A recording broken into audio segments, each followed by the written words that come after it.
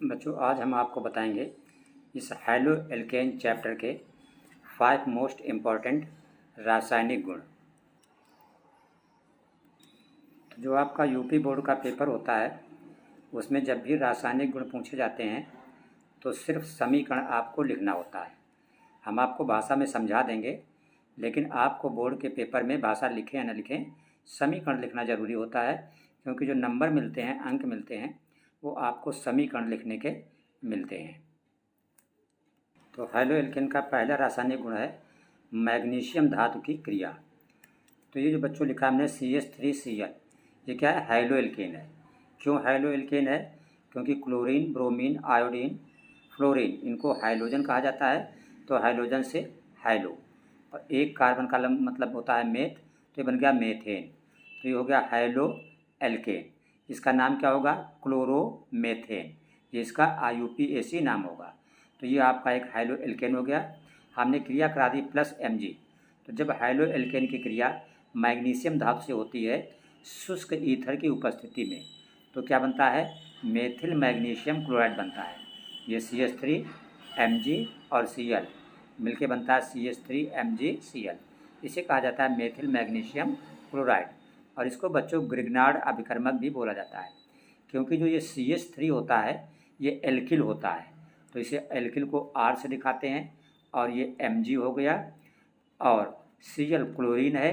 Chlorine, bromine, iodine, fluorine को X से दिखाया जाता है। X का मतलब हाइड्रोजन। तो इस सूत्र किस टाइप का है? RMgX, और RMgX को कहा जाता है ग्रिग्नार्ड अभिकर्मक, जहाँ पे R का मतलब होता है कोई भी एल्किल समूह, चाहे वो मेथिल हो, एथिल हो, प्रोपिल हो, ब्यूटिल हो, कोई भी हो, और Mg रहता है, और X का मतलब क्लोरीन, ब्रोमीन, आयोडीन, फ्लोरीन, कुछ भी हो सकता है। बच्चों, दूसरी मोस्ट इम्पॉर्टेंट इसकी केमिकल रिएक्शन है सोडियम धातु से क्रिया। इसको ऊर्ध्व अभिक्रिया के नाम से भी जाना जाता है। तो आपसे पूछा जाएगा क्या होता है जब हैलो एल्केन की क्रिया सोडियम धातु से होती है।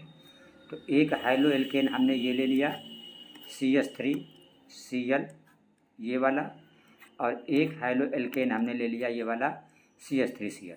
दोनों CH3Cl हैं। पिछले रिएक्शन में सिर्फ हमने एक ही CH3Cl लिया था, ये आप देख सकते हैं, लेकिन इसमें हम 2 CH3Cl ले रहे हैं। तो इसका मतलब ये है कि जब भी सोडियम धातु से क्रिया कराई जाती है तो हैलो एल्केन के बच्चों 2 अणु लेने पड़ते हैं, इसलिए 2 लिखा। अब इसकी क्रिया हो गई सोडियम धातु से, तो एक कार्बन ये और एक कार्बन ये मिलकर 2 कार्बन हुए, तो C2, 3 हाइड्रोजन ये और 3 हाइड्रोजन ये 6 हुए, तो H6, तो C2H6, 2 कार्बन का मतलब एथ होता है, तो एथ से हो गया एथेन। एथेन का मतलब एल्केन। तो इसका मतलब सोडियम धातु से जब भी हैलो एल्केन क्रिया करता है तो क्या बनता है आपका? आप बताएंगे एल्केन बनता है। ठीक है। अगर कोई आपसे पूछे क्या होता है जब हैलो एल्केन की क्रिया सोडियम धातु से होती है, तो आप बोलोगे संगत एल्केन बनता है। संगत का मतलब होता है कि अगर 2 कार्बन है एथेन बनेगा, एक कार्बन है, एक कार्बन तो होगा ही नहीं क्योंकि 2 कार्बन लेने पड़ते हैं, तो एथेन बनेगा। फिर क्या बनता है? ये Cl बचता है और ये Na बचता है, तो मिलके बन जाता है NaCl। यहाँ पे Cl 2 Cl है, तो 2 Cl हैं, तो 2 Cl होने के लिए यहाँ पे हमको 2 लगाना पड़ेगा। अब बैलेंस हो गया, 2 लगाने से सोडियम 2 हो गया, तो यहाँ पे सोडियम के पहले हम 2 बढ़ा देंगे। तो बोर्ड में इस तरह पूछा जाता है, आपसे कहा जाएगा कि हैलो एल्केन के 2 रासायनिक गुण लिखिए या 3 रासायनिक गुण लिखिए। इस तरह से पूछा जा सकता है, या स्पेशल पूछा जा सकता है अलग से कि क्या होता है जब क्लोरोमेथेन सोडियम धातु से क्रिया करता है, या क्या होता है जब हैलो एल्केन सोडियम धातु से क्रिया करता है। तीसरा आपका मोस्ट इम्पॉर्टेंट रासायनिक गुण है क्षार से क्रिया। मतलब हैलो एल्केन जब क्षार से क्रिया करता है तो क्या होता है? तो क्षार, चाहे आप NaOH क्षार ले लें और चाहे आप KOH क्षार ले लें, क्षार की पहचान होती है उसमें OH जरूर होगा। तो ये हमारा हैलो एल्केन हो गया। इसका नाम क्या है? 2 कार्बन का मतलब एथ है और एक क्लोरीन है, तो इसका नाम हो जाएगा IUPAC, क्लोरो एथेन। ठीक है। क्लोरो एथेन का मतलब, क्लोरो का मतलब हैलो, ये कुल मिला के एक हाइलो एल्केन है जिसका नाम है IUPAC क्लोरोएथेन। तो जब हमने क्लोरोएथेन की क्रिया कराई क्षार से तो आपका जवाब क्या है, संगत एल्कोहल बनता है। संगत का मतलब 2 कार्बन एथेन है तो एथिल एल्कोहल बनेगा। अगर यहाँ पे 1 कार्बन होता, मेथिल होता, तो मेथिल एल्कोहल बनता। ये संगत एल्कोहल का मतलब है। यानी क्या होता है, जब हाइलो एल्केन या क्लोरोएथेन क्षार से क्रिया करता है तो आप बताओगे, आपका जवाब होगा कि एल्कोहल बनता है। इस क्वेश्चन को इस तरह भी पूछा जा सकता है कि क्लोरोएथेन से या क्लोरोमेथेन से एल्कोहल कैसे बनाते हैं। तो हमने लिखा क्लोरोएथेन CO2H5Cl प्लस NaOH। अब बन क्या रहा, संगत एल्कोहल। तो यहाँ से CO2H5 पकड़िए और यहाँ से OH पकड़िए, तो ये बन गया आपका C2H5OH और इसका नाम क्या है, एथिल एल्कोहल। IUPAC में इसको बोलेंगे एथेनॉल। इसको एथिल एल्कोहल भी बच्चों कहते हैं, लेकिन IUP से नाम इसका एथेनॉल है। प्लस यहाँ से Na बचा, यहाँ से Cl बचा, तो ये मिलके हो गया NaCl। आपका चौथा मोस्ट इम्पॉर्टेंट रासायनिक गुण है कि क्या होता है जब हाइलो एल्केन धातु एल्कोक्साइड से क्रिया करता है। तो आपका जवाब होगा कि ईथर बनता है। ठीक है, तो यहाँ पे ये हमने हाइलो एल्केन एक ले लिया CH3Cl, जिसका कि नाम पढ़ेंगे क्लोरोमेथेन प्लस एल्कोक्साइड। तो एल्कोक्साइड की जगह पे हमने C2H5ONa ले लिया। ONa का मतलब एल्कोक्साइड, तो इसका नाम पढ़ेंगे सोडियम एथॉक्साइड। ठीक है, तो एक हमने ये CH3Cl ले लिया क्लोरोमेथेन और ये हमने ले लिया C2H5ONa, इसको कहेंगे सोडियम एथॉक्साइड। अब बनना क्या है, ईथर। ईथर की पहचान होती है कि अगल बगल में एल्किल होता है और बीच में O होता है। तो एक एल्किल ग्रुप ये है CH3, तो हमने ले लिया CH3 और बीच में O आ जाएगा, एक साइड में ये C2H5 हो जाएगा, तो ये आपका ईथर हो गया।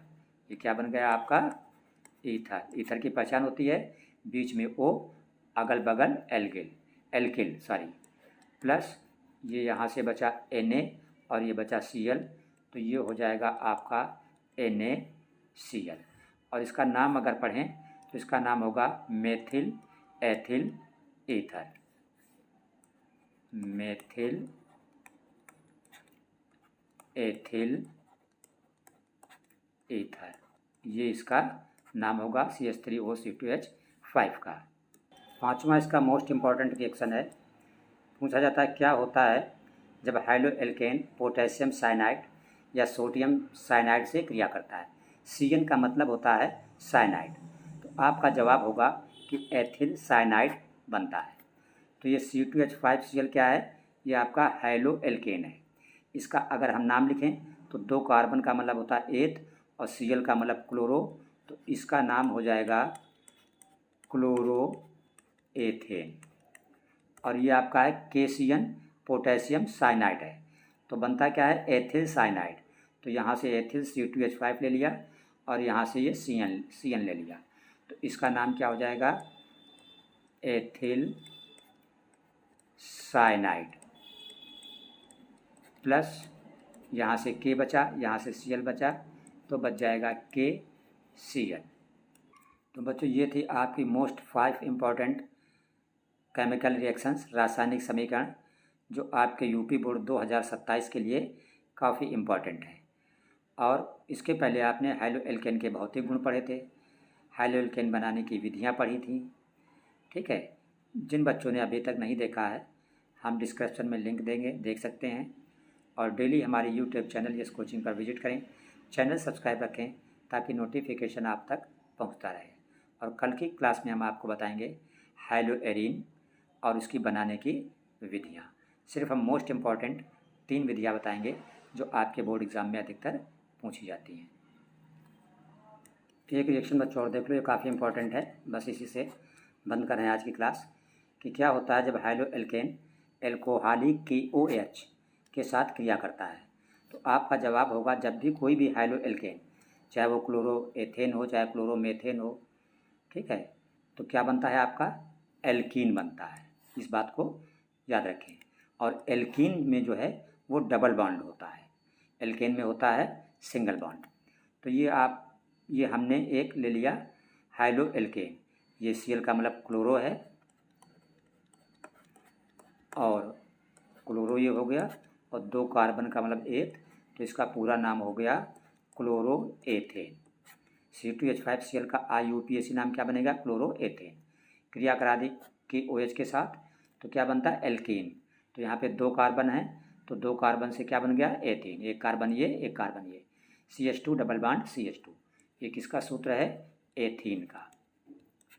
प्लस ये K बचा और Cl बचा, तो मिलके हो गया KCl। OH बचा, और चूँकि 2 2 4 H थे और यहाँ पे H5 एक 6 थे, तो 2 H बचे, तो H2 हो गया, साथ में ये ऑक्सीजन, तो H2O ये आपका बन गया वाटर।